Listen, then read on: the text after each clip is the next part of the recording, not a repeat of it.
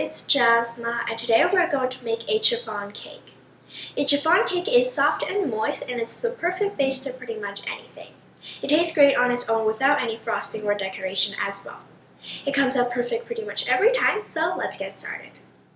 For the ingredients you will need 2 1/4 cups of sifted flour, 1 1/2 cups of granulated sugar, 6 egg yolks, 7 egg whites, 1 tablespoon of baking powder, half a teaspoon of salt, half a cup of oil, 3/4 cup of milk, and 1 teaspoon of vanilla extract.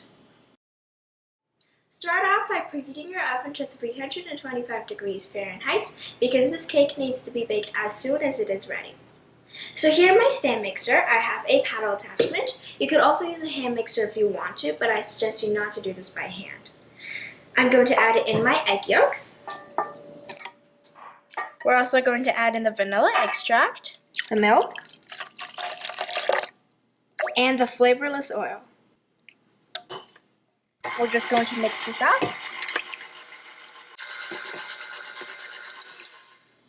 In a bowl here, I have some sifted all-purpose flour, so you sift the flour first and then measure out the amount that you need. To that, I'm going to add the baking powder, the salt, and for the sugar, we're going to reserve half a cup for the meringue.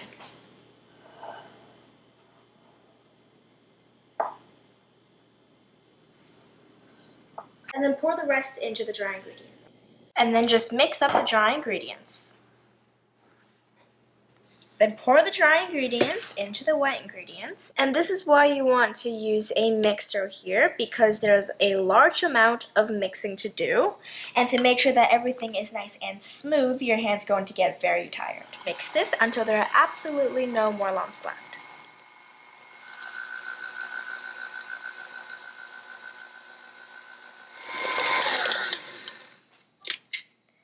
So just transfer this into a nice and large bowl. Now to the clean and dry bowl, add in the egg whites. And it is very important that the bowl is nice and dry and have no grease. Because if they are not, then it will stop the egg whites from beating. So we're just going to start beating this until it becomes nice and frothy. Once it's nice and frothy, add in 1/3 of the sugar.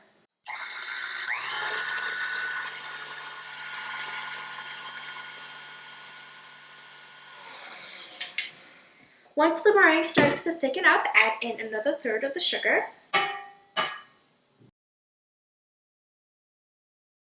Keep beating until soft peaks form.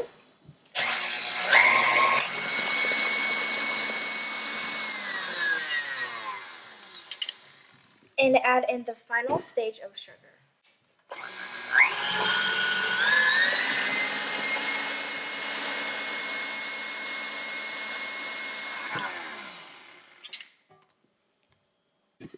You can see this could hold a peak all on its own.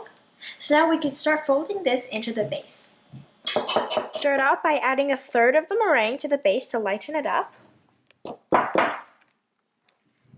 And fold it in gently to make sure you do not deflate all of it.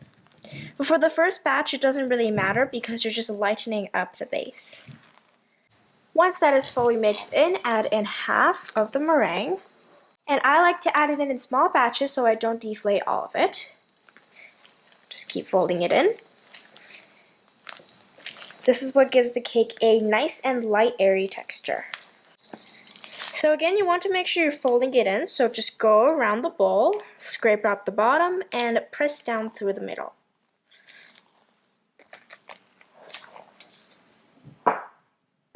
Once that's mixed in, add in the last bit of meringue.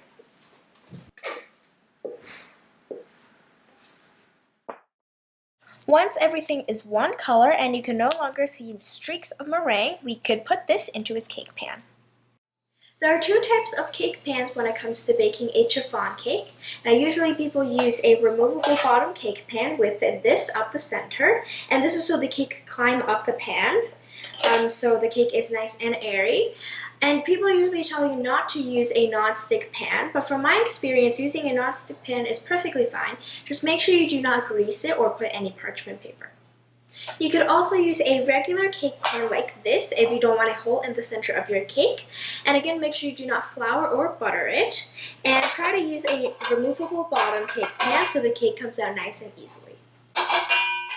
Today I'm going to be using this 9-inch non-stick Angel Foods cake pan. It is also a removable bottom and has this thing up the center. Make sure you do not grease it or put down any parchment paper, and just pour the cake batter right in.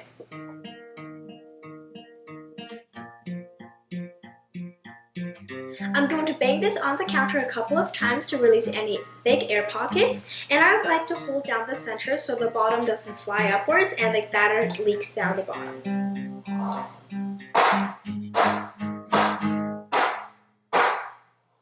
Now we're going to place this into the oven at 325 degrees Fahrenheit for about an hour, or when you insert a skewer into the center and it comes out clean. The cake is baked in the oven at 325 degrees Fahrenheit for an hour, so now I'm just going to test it with a toothpick to see if it comes out clean.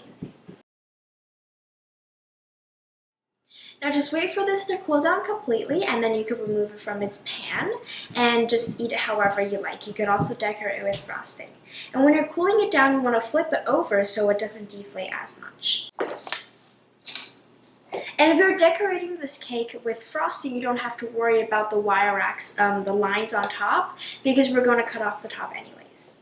I've let my cake cool completely upside down on a cooling rack so it doesn't fall down too much. And now I'm going to release it from its pan. So first I'm going to take a butter knife and run it around the edge so we can loosen the cake from the pan. Place a cup upside down and put the cake right over it. This way you can slide down the sides without having to wear it as a bracelet. And take out the cake. So once again, run the butter knife around the bottom of the pan. And I'll flip the cake right onto the serving platter. And try to pull the cake away from the bottom of the pan. Once the cake is removed from the pan, it is now ready to be served. It is a very soft, spongy, and moist cake that is quite easy to make, and you can decorate this and fill it however you like. In my next video, I will be showing you how to fill this with white chocolate mousse and decorating it with pretty buttercream flowers. Stay tuned for that. I really hope you can try this cake out. Thanks for watching, and see you guys next time. Bye!